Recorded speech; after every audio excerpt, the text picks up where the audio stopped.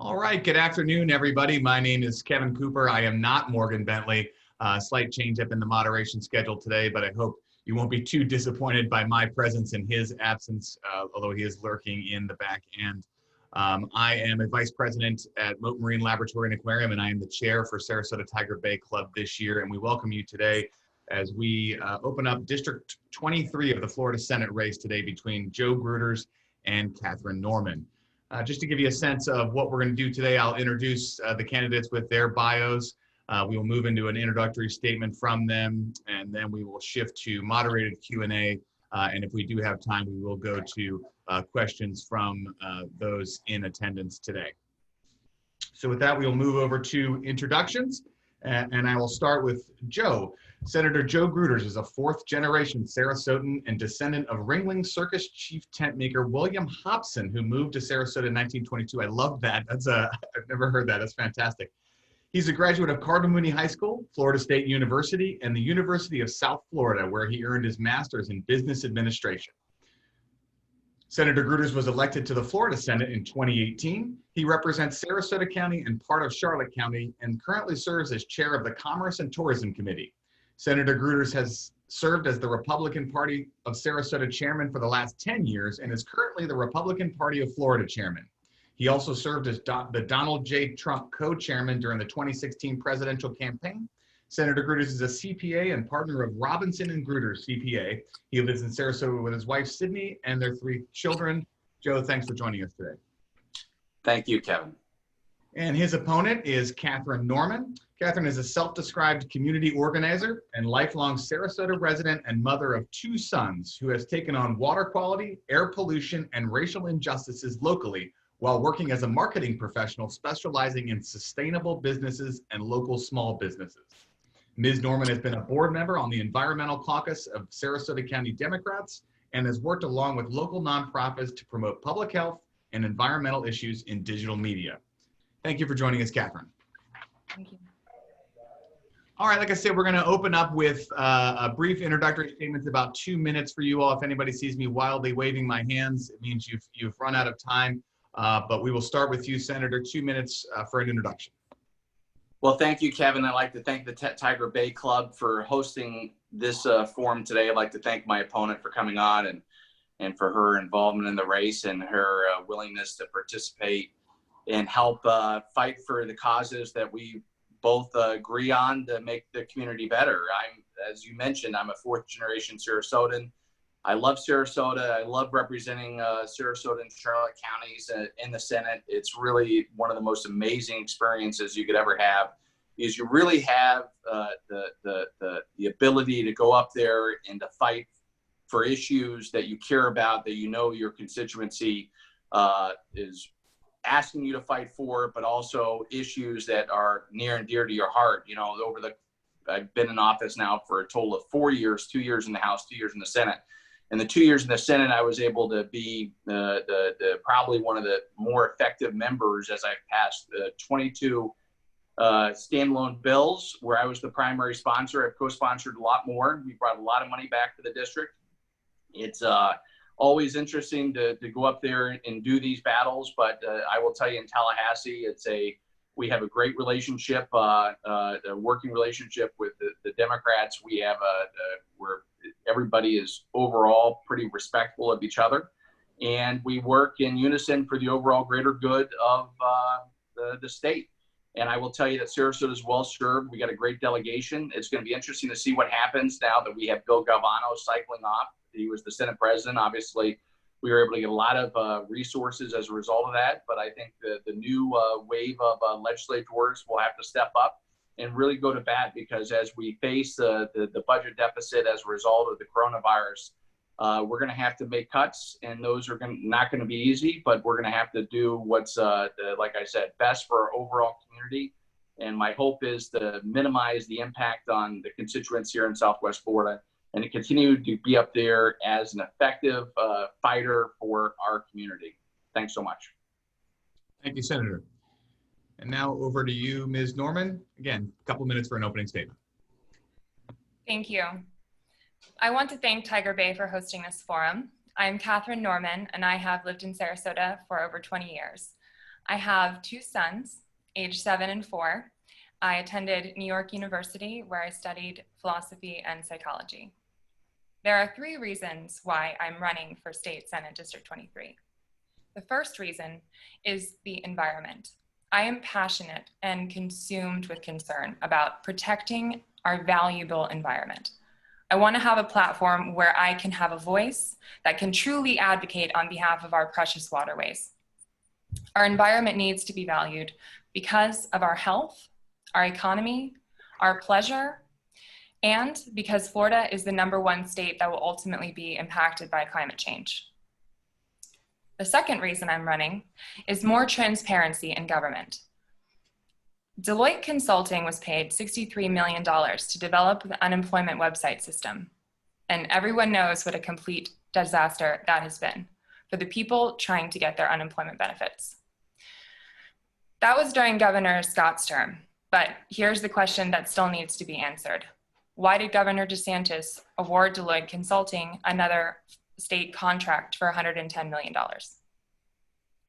The third reason I'm running is because we need an economy that works for everyone. The minimum wage in Florida is $8.56. The average cost of a month of childcare is $980 for a 0 to 2-year-old child. So to summarize, I'm running for state senate because I want fairness for everyone, for all the people, not handouts, an equal and fair opportunity. Gotcha. Thank you, Katherine. So we'll transition into some moderated Q&A to probably neither of your surprise. We're going to go ahead and start out with the pandemic and how it's affecting the state of Florida. Joe, you mentioned the budget, but I kind of had to weave. I got this question a bunch of different ways, and I kind of weaved it together into one question with a bit of background. Katherine, we'll start with you on this one. But at the outset of the pandemic, the measures put in place were kind of communicated to the public largely as critical to flatten the curve and not overwhelm the healthcare system.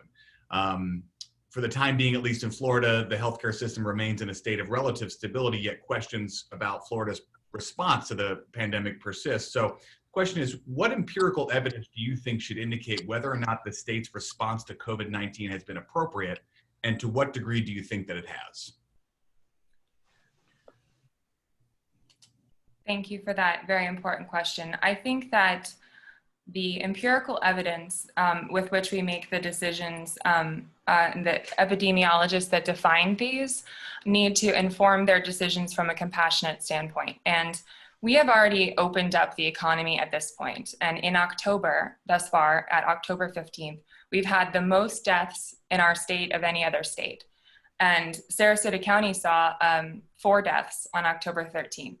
So I think that as far as making these decisions, we need to equate these lives with compassion and value, and not in monetary terms. And I would leave the decision making to the healthcare professionals that are caring for them. But there's immediate action that we can take on their behalf, such as a mask mandate that Governor DeSantis could implement that would assist in common sense measures while we determine what is safe for our state at this point, considering, again, we have already opened up the economy and we continue to see deaths. This pandemic response is not under control, and that much is certain. Thank you, Katherine.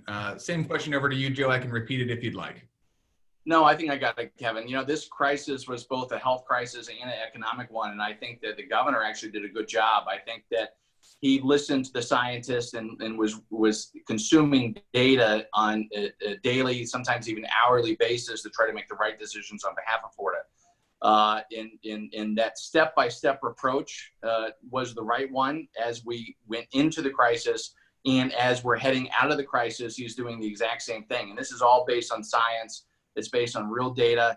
It's we have anytime you lose a life, it's unfortunate, and the compassion needs to happen. I think that it has happened, but the good thing is we have hope now. We're coming out of this crisis, and you saw even with the president and Bobby Bowden, that former FSU football coach, and people like former Governor Chris Christie, all older gentlemen, a little bit overweight, which would be considered super high risk at the start of this pandemic, all coming out of it. And I think we can thank that we have the best medical system in the world here, and that Operation Warp Speed, which fast forwarded some of these therapeutics and medical solutions, and we're close to getting a vaccine.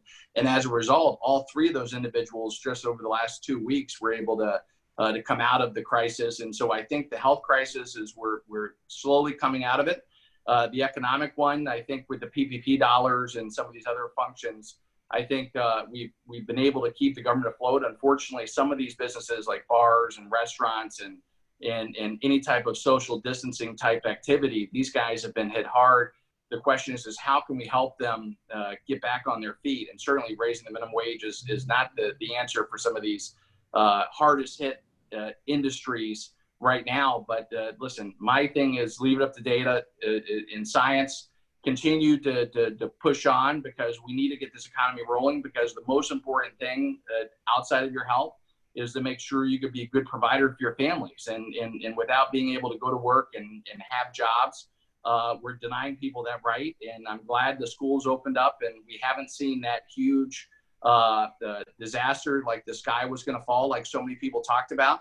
And we are opening the economy up, and we're doing well. And Florida will continue to do well. And that's why we're going to continue to have tons of people move to Florida, is because we love liberty, we love freedom, and we want to continue on in the most, in the safest possible way. But overall, I think the government's response has been good. We could have done better, as you know, it's easy to be an armchair quarterback, but we need to continue to follow the data and science and do what's right for the people. So Joe, we'll stick with you on this in terms of talking about the governor's response to this. You know, there was a lot of discussion about whether or not the legislature should have reconvened in special session to address a number of issues that have arisen throughout the pandemic. The special session was not called back. The legislature hasn't been in session since the beginning of this thing. You know, in your opinion, should the legislature have reconvened, or did the governor do the right thing in staying the course? And how has the state benefited from the legislature not having convened since the start of this?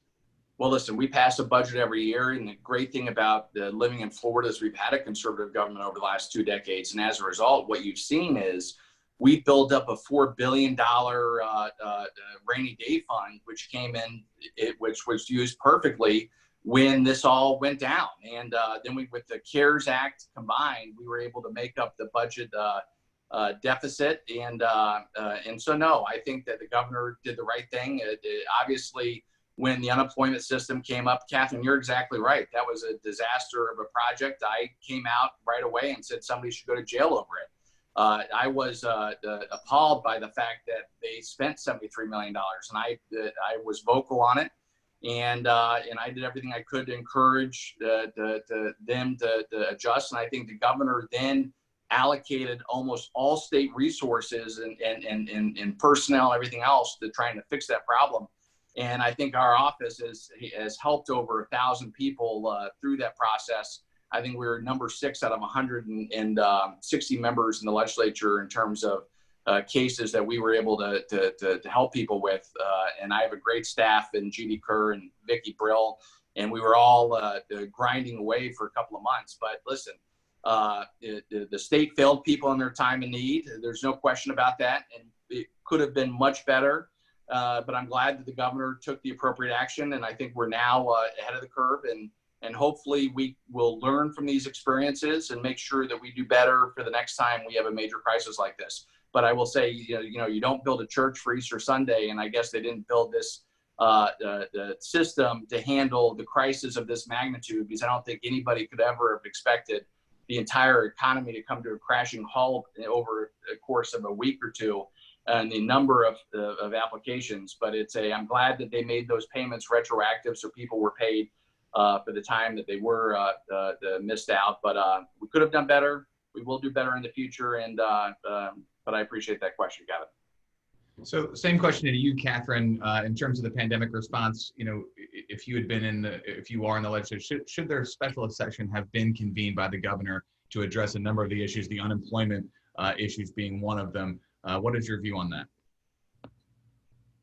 I definitely believe that we would have benefited from a special session when the unemployment system was completely broken. I also think it was a matter of we would have been certainly benefited the opening of public schools in informing that process, and simultaneously millions of dollars in cuts in mental health programs. I think it's really sad that the state legislators did not get to work on behalf of the people in their time of need. I also know that the Florida unemployment system has had notable flaws since 2013, which have been repeatedly admitted by Governor DeSantis. There was an audit which made all legislators aware of the flaws in 2019, but the flaws were actually documented since 2013, and especially on this particular audit, they brought up corrections that still had not been fixed since 2017. So this wasn't a matter of the unemployment system functioning in a way that was surprising. This was exactly how the unemployment system was designed to function, so that it would minimize the amount of data statistics on people that were actually unemployed and suffering in our state. I think that it's also, I think that to talk about the anecdotal evidence of 3 individuals that had access to the best healthcare in the world, and with the president's case, access to Regeneron and medicines developed from aborted fetal cells that were not yet made available to the public, and other treatments that no one could ever get in our state, is insulting to the people in District 23. Charlotte County was hit especially hard with the mortality rate. And I think that it's very important that we realize that any loss of life is significant to our society. Also, these unemployment benefits caused short-term stresses, which were unnecessary, preventable, and which should have been prevented. But we've also seen that the individuals that are going to have credit issues and future traumatic health issues from this pandemic remain to be seen for decades. So this was not, and I believe that a special session would have been the very least that our legislators could have done during that time. Thank you, Katherine. I want to stick right here for a second before I go to the next question and jump back to Joe for a second to respond, because I think, and I don't want to put words in either of your mouths, but I think from the unemployment system was a pretty big deal at the outset of this, and what I'm hearing is 2 separate perspectives. Joe, hey, yeah, you don't build a church for Easter Sunday, and Katherine, again, don't want to put words in your mouth of, no, this system was built to fail. Joe, kind of a counter to you, how do you react to that in terms of, hey, no, it wasn't that you didn't build it for the right capacity, you built it to fail? No, listen, I said, early on, right when this pandemic started and people couldn't get their benefits, and when the system was crashing, I said somebody should go to jail. And the governor started an investigation. I think that investigation is still ongoing with the investigator general, but it's the state failed during people's time of need. There's no question. And I agree with that. And I pushed as hard as I could to try to get the system moving. And certainly I do blame the vendor. And I think that they could have done a better job when you think of the amount of money that was spent. To me, it's incredibly disappointing. And Katherine, you talked about another contract being mentioned. Yeah, that was done. That was obviously done, not with my oversight, but that was an executive decision. And there are many reasons why. Deloitte's a huge company, and maybe they deserved it, but certainly I blame them for the failure of this first system. And people had the right to get upset. And I talked to people for 2 months in a row, every day, crying. You're right, a lot of mental health issues. People were literally crying on the phone saying they can't feed their kids, right? Because the unemployment system was broken. And even like it was mentioned in numerous articles, even my mother couldn't get in. And I said, well, I'm a state senator. I can help you pretty easily. Pick up, you can't help her, right? For months, she was left in the dark too. And listen, we have to do better. And like I said, it's easy to after the fact to say we could have done better. And the system certainly should have been designed better. But now we have it under control. The governor deserves a lot of credit for focusing in and allocating the resources that we needed to get this done. And we're going to move ahead, and we're going to make sure that doesn't happen again. Katherine, anything further before we get off of the issue of the unemployment system specifically? No, thank you. Okay. So we're going to kind of transition a bit out of the pandemic, but still a little bit in it. Katherine, we'll start with you. Given the current economic climate and the uncertainty and what's going on in Washington, I mean, how do you feel Florida's position with the currently approved, heading into the budget year that we're starting now? How do you feel like we're set up? If we end up needing to make cuts, where do we need to make cuts? What's your perspective on the budget heading into this year? Well, I think that this budget has been developed obviously under the critical time, but I really think that even before this pandemic, we have had much wasteful spending in our budget for a long time.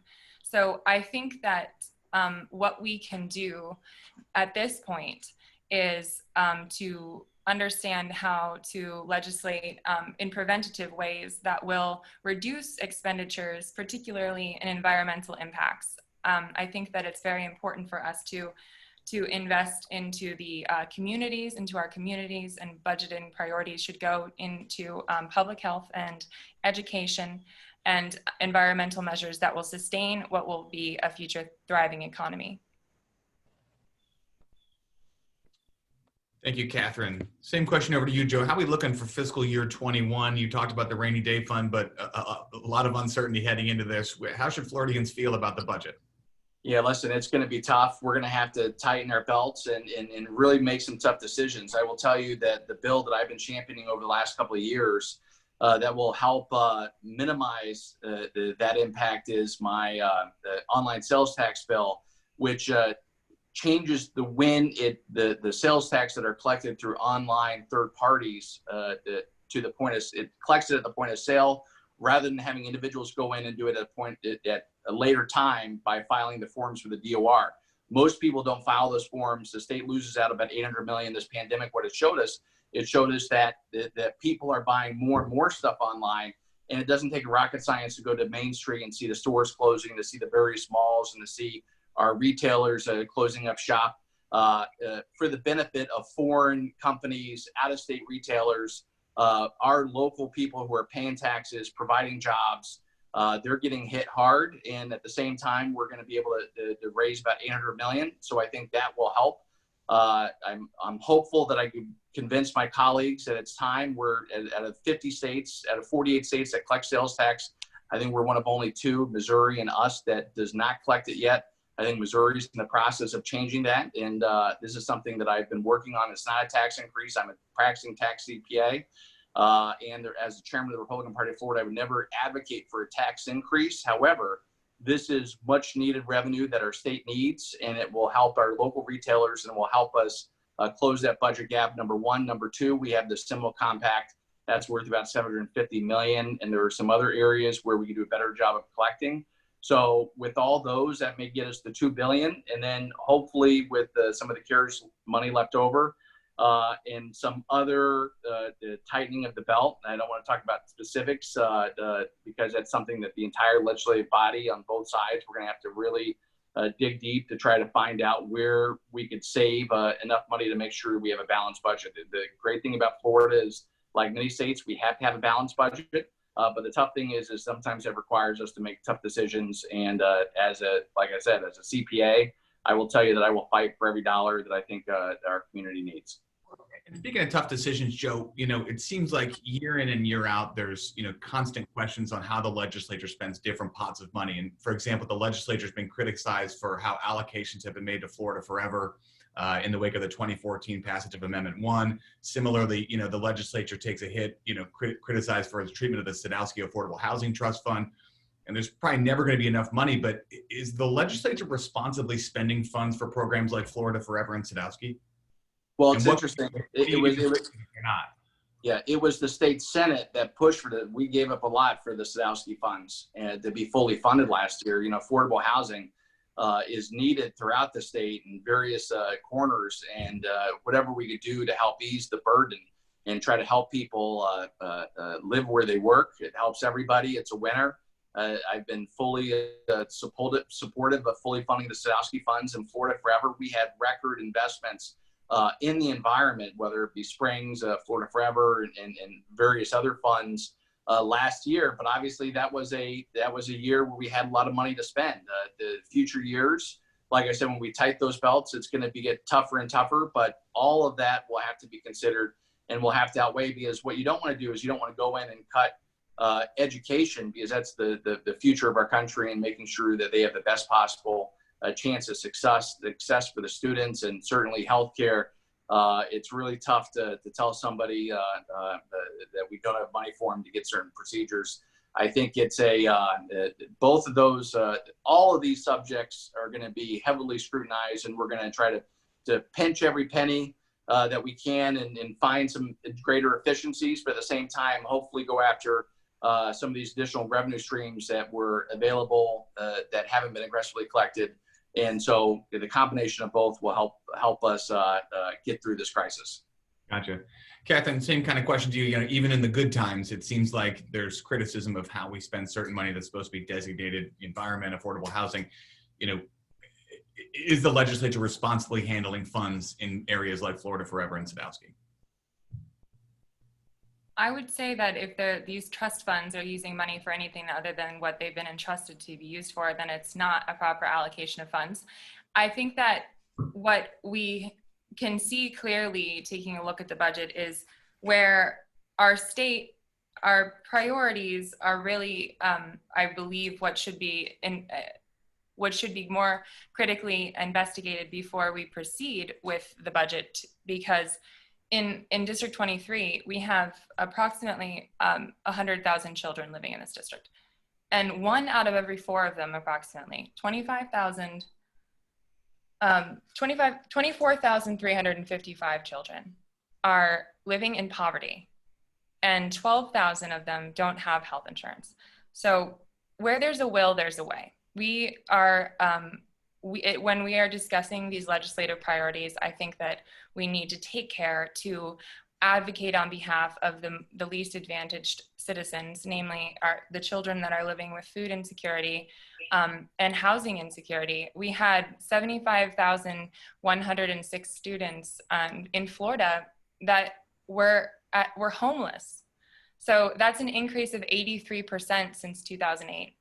And so I think if we want to talk about how we're going to have a thriving economy, we have to understand that we cannot expect our citizens to live with healthcare insecurity, food insecurity, and expect to have a thriving economy.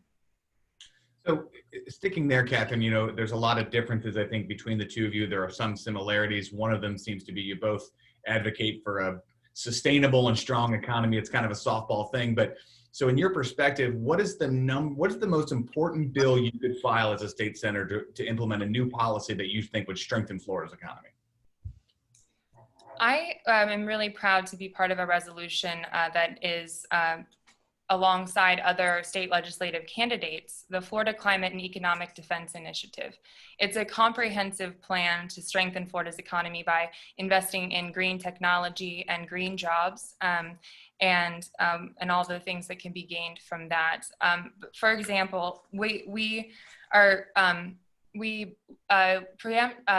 Gruters, in fact, voted to preempt local municipalities from banning toxic chemicals in waterways. So oxybenzone, a common ingredient in sunscreen, is known to be harmful to coral reefs. While the coral reefs were dying, Key West banned that in their local municipality, and then the state legislators decided to preempt that ban. And then, as part of our budget, we have $10 million to coral reef restoration. So in other cases, we're spending more money on the crisis response for safety in our schools and investing in correctional facilities than we are in the mental health programs that prevent these crimes from occurring. So I think, again, it's a matter of investing at where it's going to make a difference in our families and in our citizens, and understanding that that this kind of a model is going to yield much greater economic benefit, let alone reducing the suffering that so many Floridians currently face. Thanks, Katherine. Same question to you, Joe. You know, what's the #1 bill that you can file as a champion for sustainable, strong economy that we don't have in play that's going to help the Floridians? Well, listen, as the chairman of the Commerce and Tourism Committee, I tell people as a CPA, I'm on the front lines of local businesses every day, because I talk to business owners, employees, and their struggles with the burdensome regulations that we put on these businesses. I will tell you, over the last 4 years, when you look at the various business groups, I think out of 160 members, I think that the people that were there over the last 4 years, I think I'm the number one member of the legislature overall when it comes to business advocacy. And it's trying to streamline regulations, trying to get rid of some of these burdensome the regulations that creates inefficiencies with local businesses. We want people to strive for a strong economy. We want people to be good providers for their families. We want to get out of their way and let them try to go earn a living. And that means one of the bills we passed last year was a deregulation bill when it comes to certain professions. You know, you shouldn't have to take 2,000 hours to braid people's hair to try to earn a living. You know, this is about common sense ways where we could help people move forward and help parents be better providers for their children. Katherine and I, we do agree on some, but I'm glad you brought up that sunscreen issue. As a matter of fact, listen, I care a lot about the environment. I've passed a couple of bills on the environment.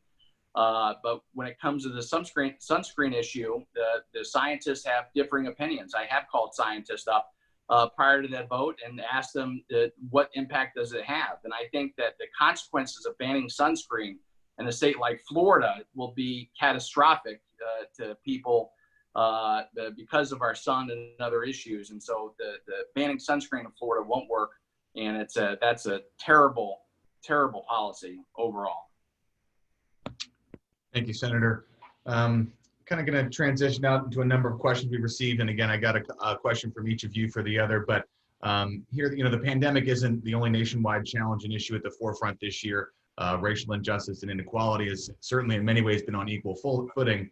At least in partial response to some of the things we've seen across the country, Governor DeSantis announced the Combating Violence, Disorder, and Looting and Law Enforcement Protection Act recently to go before the legislation. Joe, what provisions of this act do you support, and would you vote to sign it into law?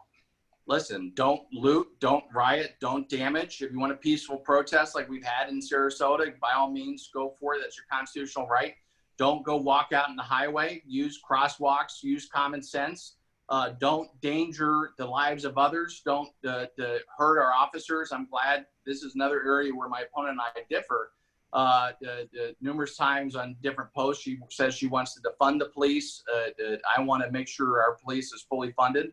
I've been endorsed by the Police Benevolent Association. I've been endorsed by the police officers at the local level, the various unions across the board. All the sport has supported me because of what I've done on their behalf up in Tallahassee, fighting for them. But listen, we should not allow individual anarchists to go around and attacking police officers. It should never be accepted. We should never allow people to riot or loot or create havoc. And a lot of times these people are coming from out of state and they're paid instigators. Obviously, this was hurting the left, and as a result, you've seen these things quiet down across the country. But a lot of times this is not driven by community participation. This is outside groups trying to instigate fights, and I fully support the governor's move to try to prevent this type of lawlessness from happening here in the state of Florida. Thank you, Joe. Katherine, kind of same question to you with the governor's Combating Violence, Disorder, and Looting and Law Enforcement Protection of the Act. You know, what provisions of it do you support, and would you vote for it into law? I can't say that I support any of that order. I also think it's an example of how we are seeing this administration really make decisions for our state. We are experiencing in Sarasota County, like Senator Gruters said, we are not experiencing rioting and looting here in Sarasota County and Charlotte counties and in this area. And that is good. And the safety of our citizens in all ways and peaceful protests shouldn't be overlooked. And it's necessary to put out that position as an elected official and make a claim that, yes, that kind of behavior is unacceptable and leads to more violence. However, that is not what's happening in our district.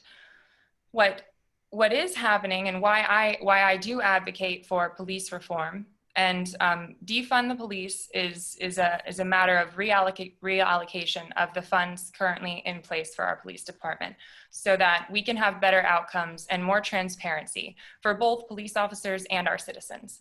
Because our law enforcement officers are putting their lives at risk every single day, and they're expected to make these kinds of critical decisions in instance while they have under by the very nature of their job, a tremendous amount of stress. And so investing in their health and welfare is a critical part of our society, and we certainly owe it to them to do so. So in Sarasota County specifically, we saw, so this is a racial injustice issue, and it's certainly tremendously sad that characterizations of the Black Lives Matter movement as violent, like Senator Gruters mentioned, this has been negative for the left because it has characterized the movement as a violent movement. This is actually a peaceful movement, and it is not one that only affects Black individuals. This is a matter of law and order for everyone. What we saw in Sarasota County with the death of Adrienne Stevenson, she was a 63-year-old grandmother who weighed less than 100 pounds. So she was shot. She was shot in the street while she was holding a knife, while police were responding to what was originally a mental health call. This individual was a 63-year-old grandmother, like I mentioned. She walked with a cane, and the evidence shows that the officer was standing feet away from her while he pointed his weapon and fatally killed her. Also, another officer standing by with backup. So even at that time, Sheriff Tom Knight said that it is in timely manner to reinvestigate how we are responding to these kinds of calls so that we can have better outcomes for our citizens, because these kinds of mental health calls should not result in anyone's death. And using, like the Sarasota Police Department has recently implemented, body cameras so that we have transparency, and also it allows our officers to gather all the evidence that they can during an investigation. And it also, and that and other measures are why it's very important for us to take racial injustice seriously, because these kinds of outcomes affect us all. Thank you, Catherine. Just let her run a little bit there. I think it was good conversation. Joe, anything to respond to there, just in a brief moment? No, just briefly, the Black Lives Matter as an organization is a Marxist group that wants to destroy families and the family structure. And I think that hurts all demographic groups. I think the core family unit is a good one. I think when you grow up with two parents, I think your chances of success as a child go way up. So it's and they're actively advocating for the destruction of the family unit. To me, it's a terrible thing. Thank you, Joe. Okay, we'll go back to Catherine to start the next question. I think you mentioned it earlier, the minimum wage in the state of Florida. As you all know, Amendment 2, $15 minimum wage initiative is on the ballot this year. Catherine, talk about your position on the amendment, and specifically, why will it work? What are the outcomes that we're going to see if it does pass, if you're supportive of it, or if you're against it? Why won't it work? What are the negative impacts you would expect to see from it? So another area, like we have been discussing, that we disagree. I certainly am in support of Amendment 2 because I support a livable wage for our families in this state and in this country. So Amendment 2, incrementally raising the minimum wage to $15 an hour, is an excellent move to do. We experience a regressive tax in the state, and we have an incredible amount of hospitality workers in our state and in our district that are among the lowest wage earners. So the kind of difference that this is going to make in their lives, and also in the boost to our economy when they eventually expend that extra money into purchases in our economy, I think will be a benefit. And also to understand the education and healthcare outcomes that are better for children and families that are not living in poverty are also a tremendous benefit to our state. That will ultimately be an indirect result of this wage increase as well.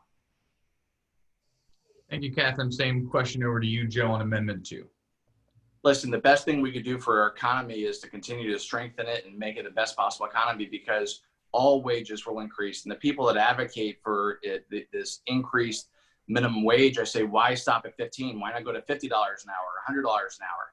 The problem is it's not sustainable. The minimum wage is not designed for career oriented people. It's for high school workers. It's for entry level positions. And I'll just tell you a story here at my office. I got an intern over from State College of Florida. I think we started at $10 an hour, which is above minimum wage. And then I quickly had to raise him to 12 and then 15 and even more as a result of his skill set increasing. We never would have given that individual a job at $15 an hour to start because it's just not cost efficient and we can't pass those expenses off to our clients. This is about so Amendment 2 is bad. And certainly when we're coming out of the crisis that we're in, these restaurants, these service industry positions that have been absolutely devastated to be able to tell them they got to raise their minimum wage, it's much worse. So it's my thing is vote no on 2.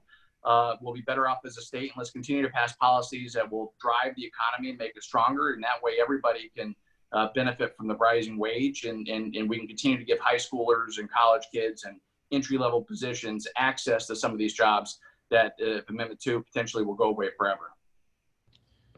Thank you, Joe. We'll stick with you. Speaking of amendments, in 2018, Florida voters passed Amendment 4, the Voting Right Restoration for Felons Initiative. Last year, Senate Bill 766 was passed to implement that initiative. You voted yes for that bill.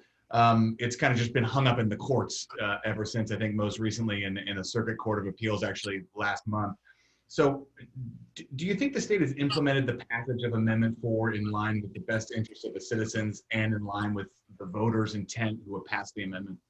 Yeah, good question. And I'm a big believer in rehabilitation and redemption. And once people serve their sentences, to be able to go out there and live their life. My biggest complaint about Amendment 4, and I had a bill to try to help restore the rights of former felons across the board, was that it didn't go far enough because it only dealt with voting rights. And there's a lot of other rights that felons don't have access to that I think if they pay their dues to society, that they should be entitled to without having to go through the entire burdensome process that's largely very expensive. But let's go back to Amendment 4 when this get on the ballot. The proponents of Amendment 4, both on their website and in front of the state Supreme Court, said that all terms mean all terms. And the question that after it was passed, the question is what some people on the left wanted to say was all terms don't mean all terms. And that means that we don't have to pay the restitution and fines that were owed and debts that were owed to the courts.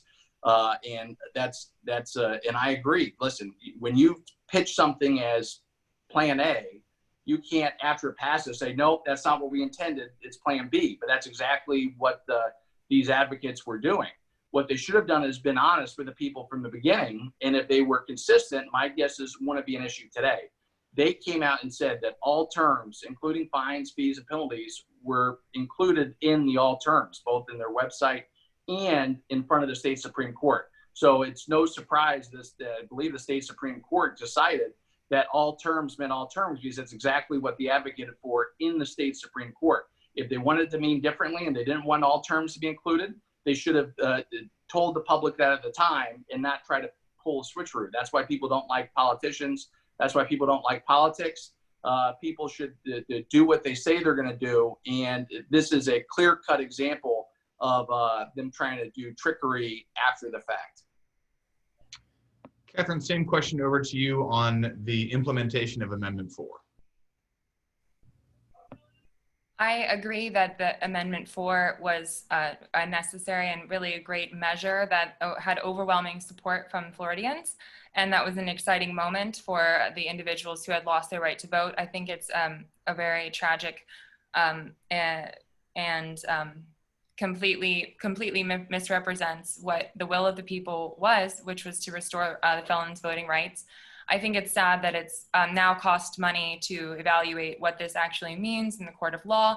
It's also been a matter of individual citizens stepping up to pay the court costs on behalf of these individuals, and ultimately in this election, 1.4 million voters which remain disenfranchised. So I agree that Amendment 4 was a completely necessary step, and that it was not carried out as it should have been on the will of the Floridians. Thank you, Catherine. We'll stick with you and to throw it over to a question from the audience. If the state legislature were to introduce another bill that would merge New College with any other state university, would you support or oppose that measure, and why?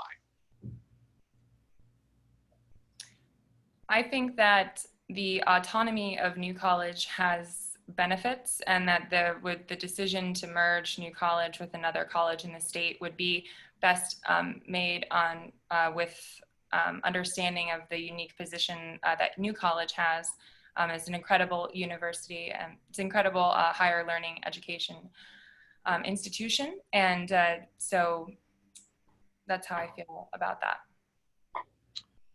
Joe, same question over to you on New College and merging it with other state universities.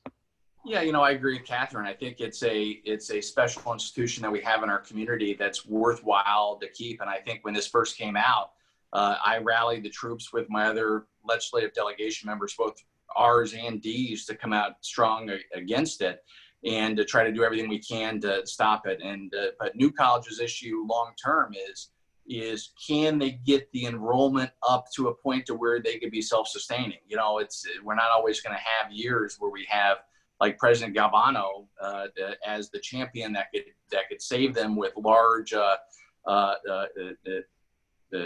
allocations of dollars going to them because we're in a position of power.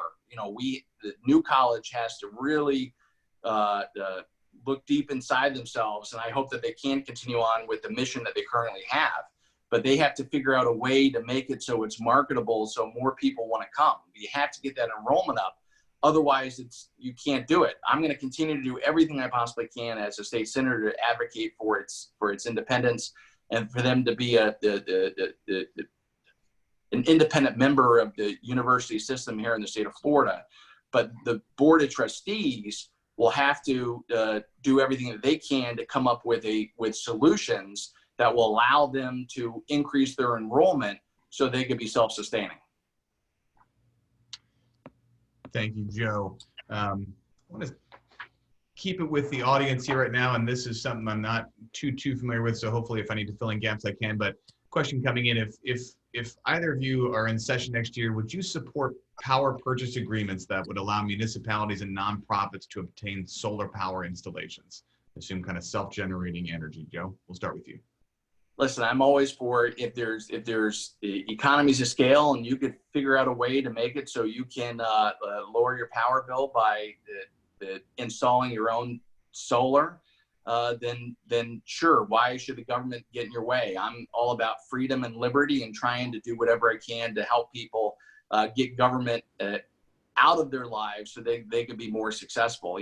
We live in a system, and this is one of the bills that I'm most proud of over the last couple of years that I passed was the Florida Resiliency Bill, where we're undergrounding most of the power lines in the state of Florida over the next 20 years. This will allow, and I could talk about it in greater length. I know you didn't ask me about it, but it's I've been on some committees that deal with energy, and my goal is to have the safest, most efficient form of energy we possibly can have here in the state of Florida for all of our constituents. Thank you, Joe. Same question over to you, Catherine, regarding power purchase agreements in municipalities and nonprofits. I think that it's very important that we allow citizens to act on their own behalf and get off of the power grid. I agree.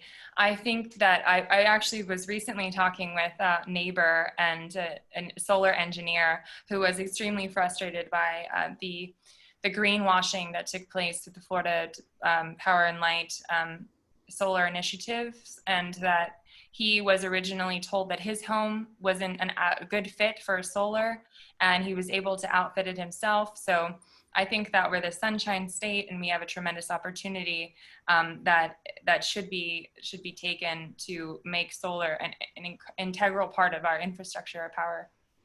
Kevin, I will add on, and I agree with what Catherine said, but there was a constitutional amendment that was proposed for power agreements and for us to have deregulation of the system, which would lead to having the same power unit. You're just having the middleman, and in all the states they had it raises prices. I will say that overall, even with all the hurricanes and everything else, system overall here in Florida, along with the public council that has done a good job of making sure rates are affordable for our communities.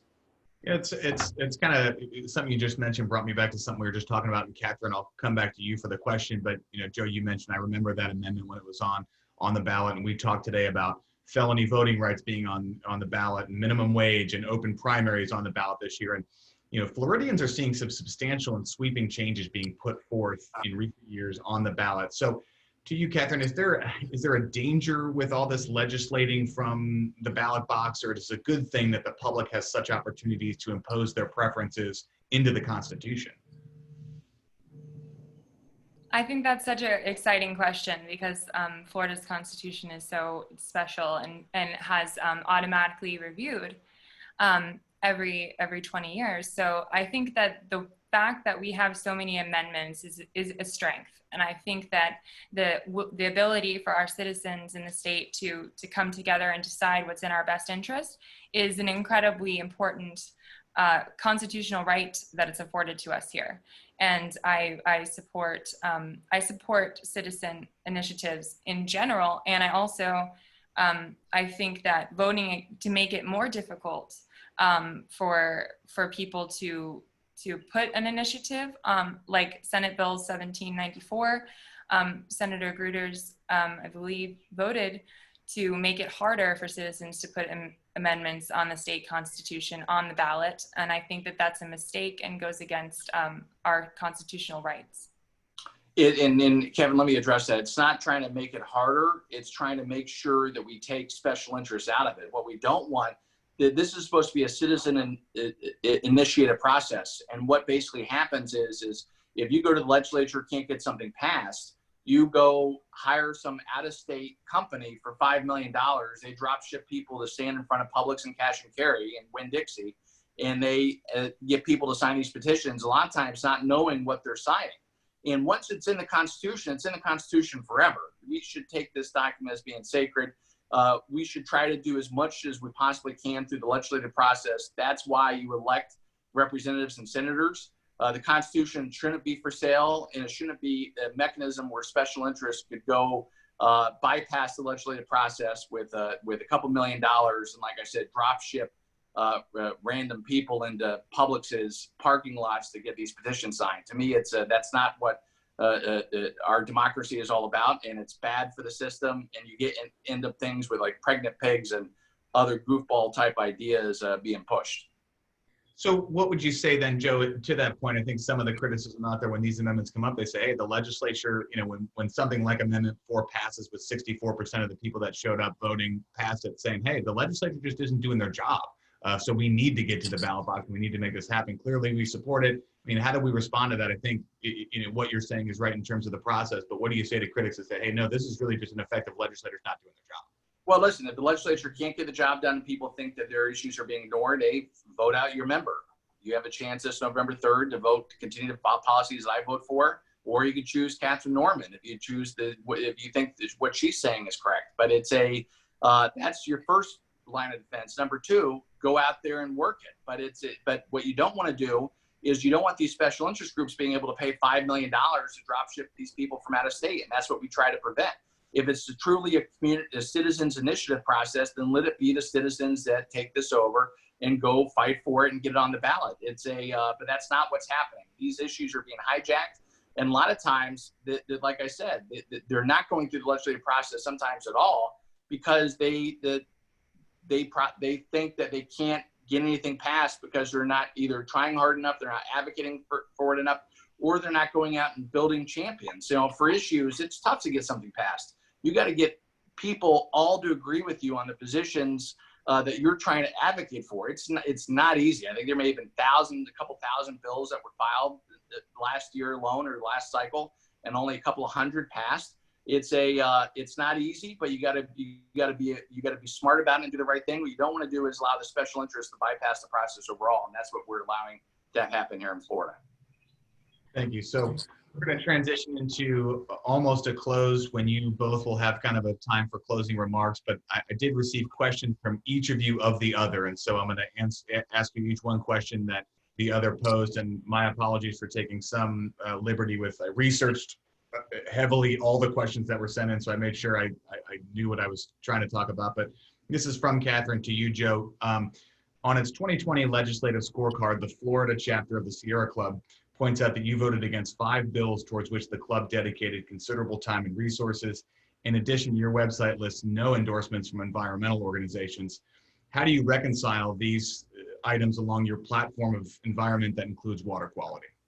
Well, if it includes things like banning sunscreen, yes, because I think that's a ludicrous idea. And to think that people aren't going to put sunscreen when they go to the beach is just, to me, I still can't think of it. And go ask scientists. I base my decisions based on science.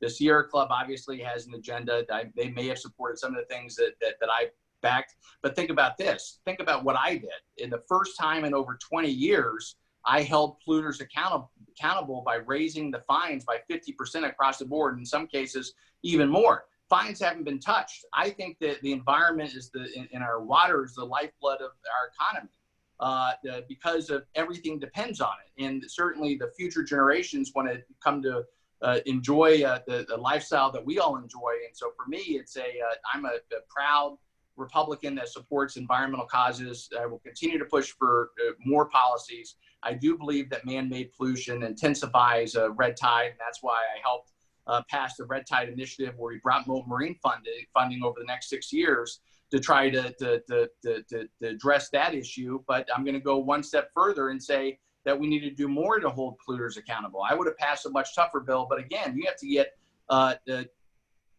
21 senators, and then you have to get 61 House members to agree with you. Try to do that. It's not easy, but listen, we could do it together because our environment's worth it. And one of the first bills I'm going to file again next year is to try to continue my push to get cigarette butts off the beach by banning smoking on our beaches. Thank you, Joe. Katherine, before I get to Joe's question of you, I'll allow you to quickly, within a minute, respond to anything he just said there, given that that was your question. Right. I think that more certainly could be done in terms of understanding what's really at stake for our water.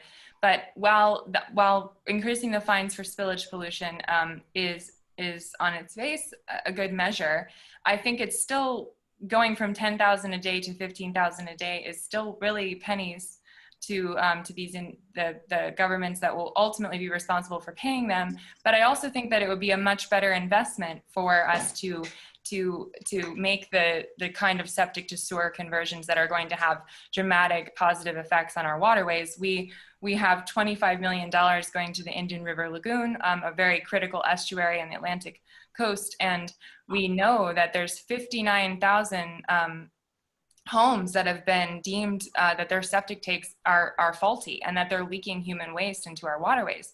So I think that it's really important that we take first preventative measures, and again, that's sort of the same thing with, I again agree that preventing cigarette butts from entering into our waterways is a critical step, and it's a low-hanging fruit in a lot of those, and it's I believe the number one most piece of plastic found in our water. So it is important, but having the individuals be accountable for what's ultimately a much more systemic statewide problem with overdevelopment, a lack of growth control, and investing in mitigation strategies for cleanup, while we ignore what we could be doing up front to prevent these. And I don't think that it's in anyone's best interest to prevent local municipalities from acting on the will of their citizens in their area and in our state. So I think in that regard, limiting the ability, for instance, in Sarasota County to have to stop single-use plastics, I think that having home rule is a critical first step, because our ecosystems are incredibly diverse throughout our state and precious, and we can never get them back. We are seeing extinct species at this point. So it's what we have been doing is not enough, obviously.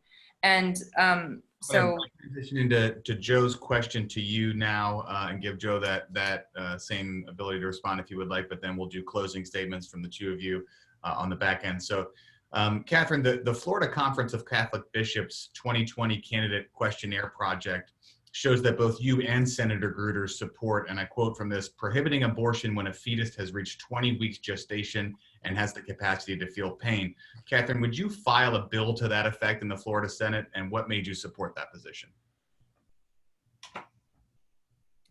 Thank you. I think it's a very critical distinction to be made in this area because I am a supporter of women's health and women's reproductive rights. And I think it's really interesting when I looked at that questionnaire how much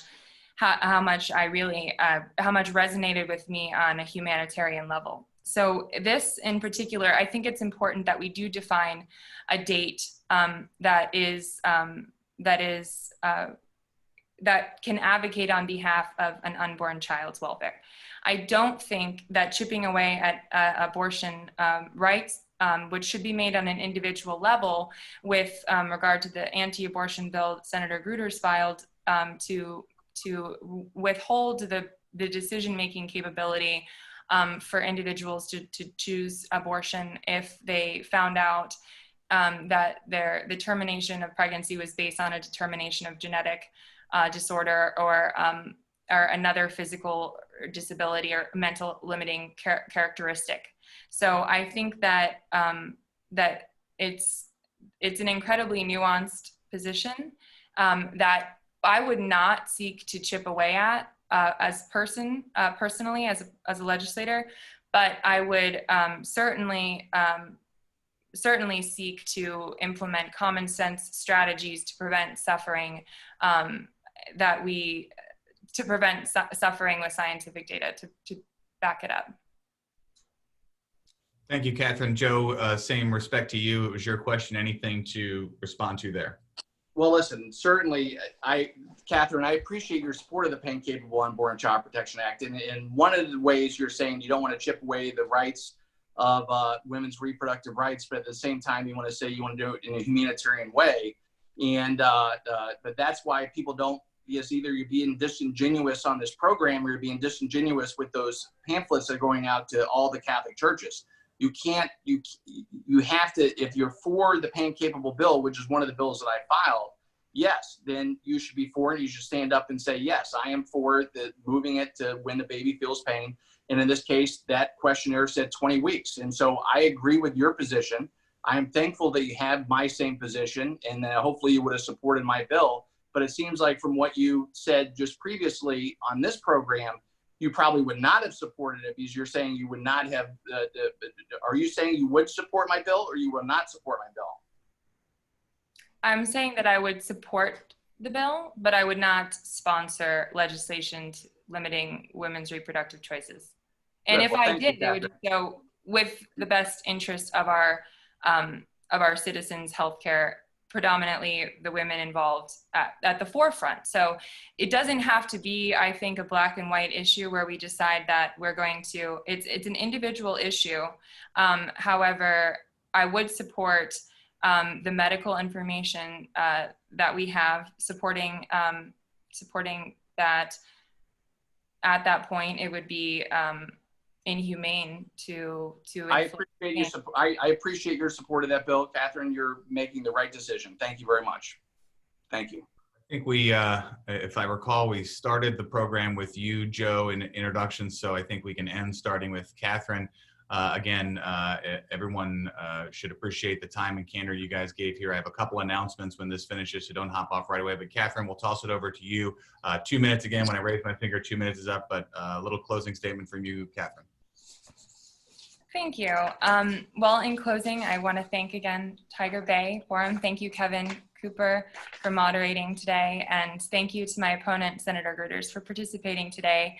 I appreciate that, although we disagree on a tremendous amount, that I can see that you care a great deal for your family. And certainly we advocate for this area in a different way, but that you also care about Sarasota. So thanks again. And thank you for moderating. I hope that from our discussion today that everyone is much more aware of why I'm running to represent the people of District 23. I've seen firsthand as a single mother how our economy is stacked against us and how our environment is making it more difficult to keep our children healthy. and our government officials are operating without transparency. My mission is fairness for all, and I think that we can accomplish this through our healthcare system, through a livable wage, for protecting our environment and education system, and having a better plan for the coronavirus. I'm Katherine Norman, and I'm asking for your vote, and I hope that you'll vote for me because it's time for a new voice. Thank you, Catherine. Joe, same thing over to you. Couple minutes, 2 minutes, and I'll raise my hand for closing statement from you. Yeah, thank you, Kevin, and to the Tiger Bay group for putting this on. Thank you, Catherine, for for coming on this program and for the respect. And I'm glad that, like, again, you're out there working on behalf of the community, trying to make it better, because that's what this process is all about. And that's what either one of us, I'm sure, will do up in Tallahassee. This is about going to bat and being a fighter for our community. That's what I've done over the last 4 years, and that's what I hope to continue to do if people elect me.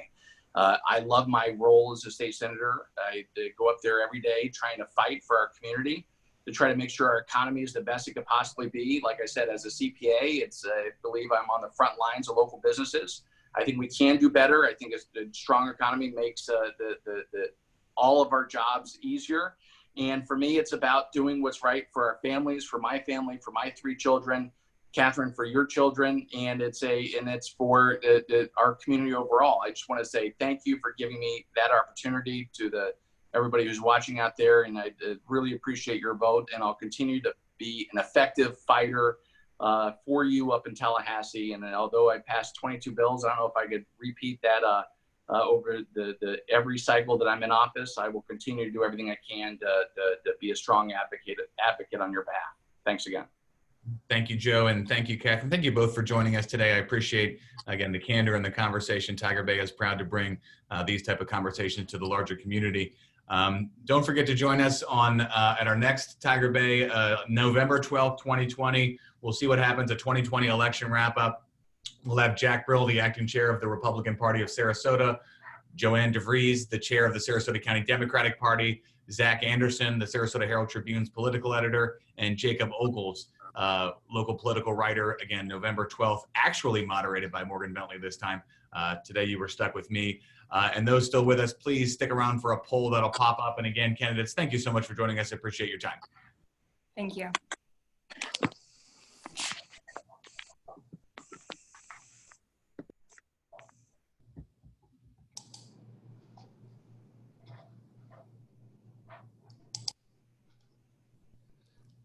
Good job, Kevin. Thank you, sir. Should I stop the recording here? Is everything out? That was like a fast hour, man. No, it's like, I get so stressed out about this stuff.